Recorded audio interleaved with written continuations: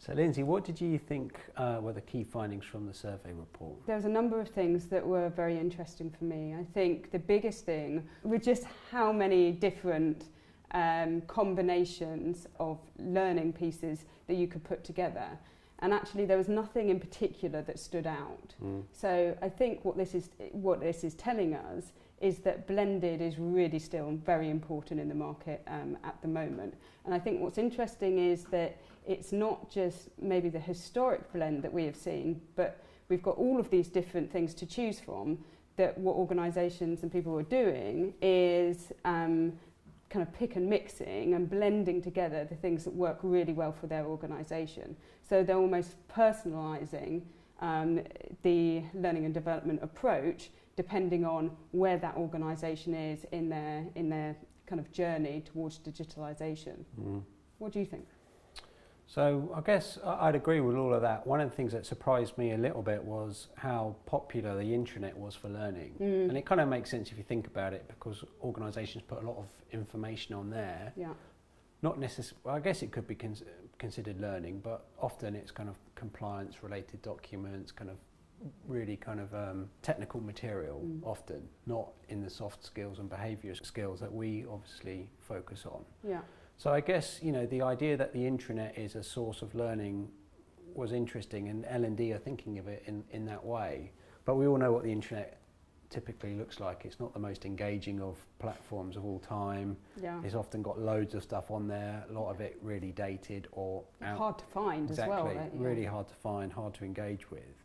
So the idea that this is, you know, a tool for learning in the organisation still was kind of surprising when you consider how people are using other platforms in their personal lives and how they get to information and entertainment and shopping. The online experience is so different from that to a corporate intranet. That's absolutely right. And the other interesting piece, of course, is about the budgets, you know, and there being a restricted budget. Yes. So, you know, the two might go hand in hand, that the intranet actually has that kind of function of bringing everything together, but how that's delivered to the end user and the user experience isn't what we're used to, and that might be because of the constraint in the budget. Yeah. So, you know, I think bringing those two together, it's almost serving the right function, but still got quite far to go to be delivering the right thing to the market. Yeah. I think on the budget side, there's always, you know, the L&D challenge. In fact, the organisational challenge is often just doing more with less. I think everybody's under pressure financially to kind of deliver more and more with either the same or a smaller budget. So obviously there's no limit to the amount of money you could spend potentially on technology, but how do you get the technology that you have to really work effectively for you? Yeah. You know, one of the things that stood out was how popular the LMS is in the organisation, but equally how unpopular it is as well. So you're trying to kind of, you know, get learning into the organisation at scale and quickly, but the LMS can do that, but equally it can be a really frustrating process to try and do it as well at the same time. Yeah, and I wonder if that's because it's a one-stop shop where all your learning lives, but actually how again that's ordered. You know, what's the structure, how you find things, what the search is like, you know, how that's delivered in terms of a visual effect isn't necessarily, you know, what is keeping people engaged. Yeah, I think that engagement is the key thing that came out of the survey, which how do you get engaged people and how do you keep them engaged? And for me, this sort of idea of curation, some type of curation service seems to be really prevalent now, that people need that to be able to push learning in the right form, in the right structure, to the right audience at the right time. Absolutely, it's that personalisation, isn't it? Yeah. I think one of the things that surprised me was how kind of the needle has shifted from kind of traditional ways of reporting on how people were learning with SCORM to actually thinking more about what is the engagement of people, rather than how many people have clicked on said asset or what page did they get through in the e-learning. It seems that there is a bit of a shift happening, that there's a more holistic view and certainly a need to have a deeper understanding around analytics and how that data can be used to really start to push the right kind of content to the right people in the organisation at the right time. but there's still a way to go in how all of that comes together and how people understand it in terms of, you know, the business's own digital transformation and people understanding how to use platforms and LMSs properly.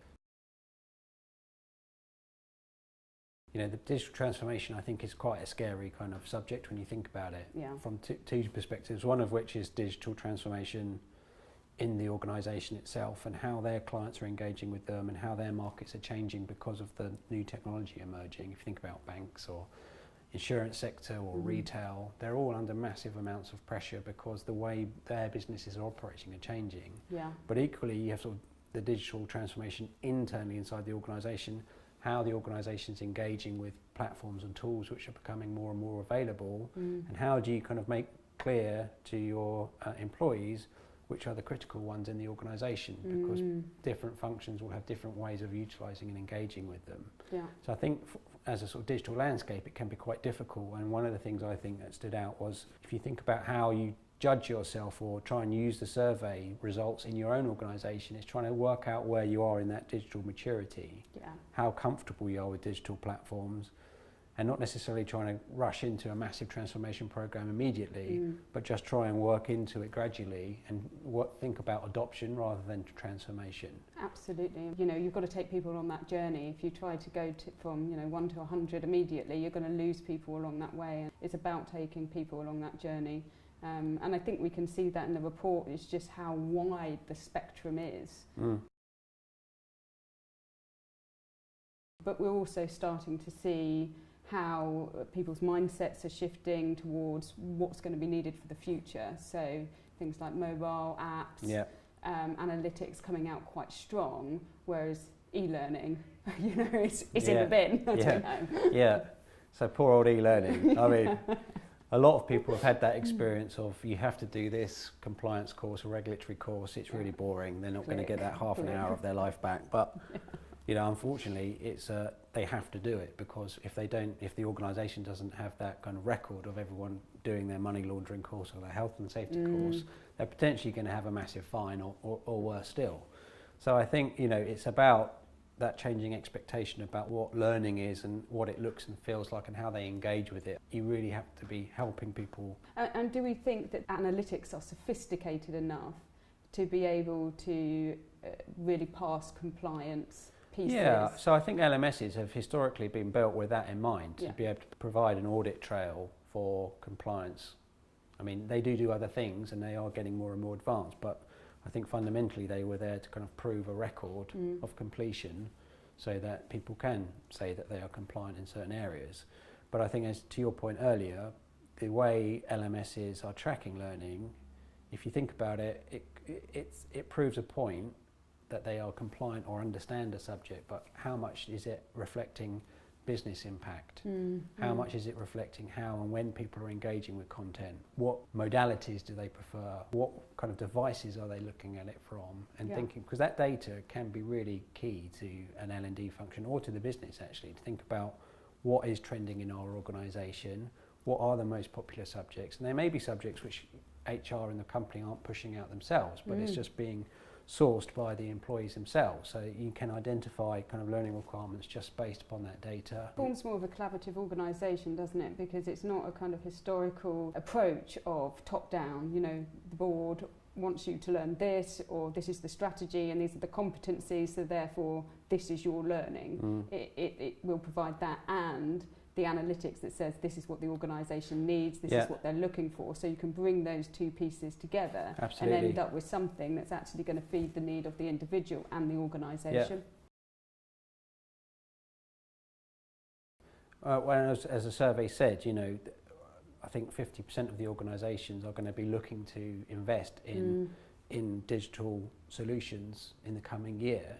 So if the LMS is already in play and e-learning is being thrown out, what are those investments and where are they going to be made? So for me, I think it's really about thinking about what you have currently available in the organisation. Because if you think about it, every company is full of subject matter experts, very experienced, they've been there a long time, they've got brilliant stories to tell. So trying to facilitate that peer-to-peer learning, sharing small bite-sized videos and things like that. You don't have to spend loads of money on massive libraries, but just thinking about how do you capture that anecdotal kind of information or learning? How do you get individuals or groups and teams to share information with each other?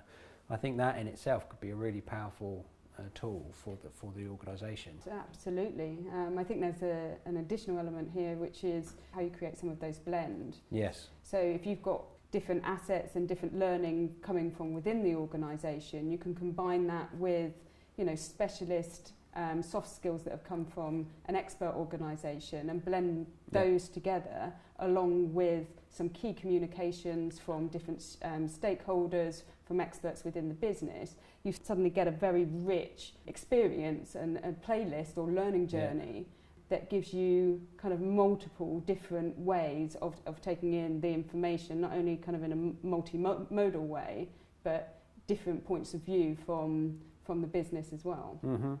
And I think, what was clear was this idea of one size fits all is clearly kind of dying a death, because everyone's going to be different in an organisation, different preferences, different levels of experience. Yeah. So I think, it comes back again to that kind of curation piece, and I think contextualisation. How do you make learning relevant and credible to an individual or to a team? Sometimes you have to use the materials that are available, and there's off-the-shelf material which can be blended in a really meaningful way, as long as it's supported by other materials which kind of make it relevant to the job or to the function. Without that, it's just kind of too generic, I think, and people are a bit tired. There's almost too much stuff to choose from, so they're never going to engage with it because it's kind of there's just too much. Yeah, absolutely. There needs to be a real focus on what somebody is trying to achieve. It's like, going on the internet and trying to learn just through watching things that way. Yeah, there's just too much information. The analogy I thought of is like letting your kid eat from the vending machine, because there's a lot of choice there, but is that child going to make the right choices? That's a great one. Yeah, probably not. Yeah, exactly. They're just going to eat a lot of frazzles and stuff. Yeah, you almost need to give them choice within a... Yeah, you have to kind of make a healthy kind of, take them to the healthy vending machine, or the one that you think is going to be providing them with the things that they need. Yeah. Not, not just leaving it up to them to kind of choose, bad things. Yeah. I guess, what would you say are the three key things to take away from the survey? Yeah, I think for me it has to be about the learning experience. This isn't necessarily just all about a digital experience, but it is really about the blend and how you bring all of those components together in a way that feels personal to the individual and to specific groups within the organisation. Yeah, they're all probably equally important, but engagement for me is the critical thing, because people are so operationally busy. There's so much stuff you can look at. The engagement piece is key. So the organisations really have to be thinking about how and what they're communicating and marketing it as heavily and as frequently as possible, because I think without that you can't get the learning into the organisation in the way that it needs to be, particularly as you think about the changing landscape of how L&D functions are working and how agile they have to be, because the pace of business is so fast.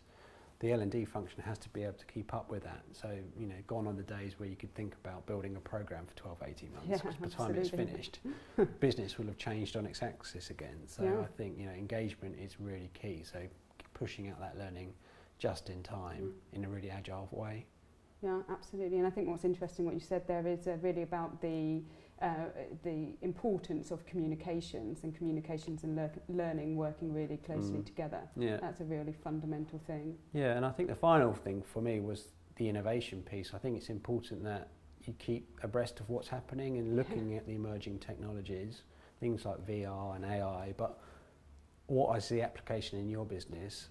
And to our earlier point about transformation versus adoption, don't rush into it because it's the latest thing. Really think about, is there an application for it in our business, and does it make sense to our people?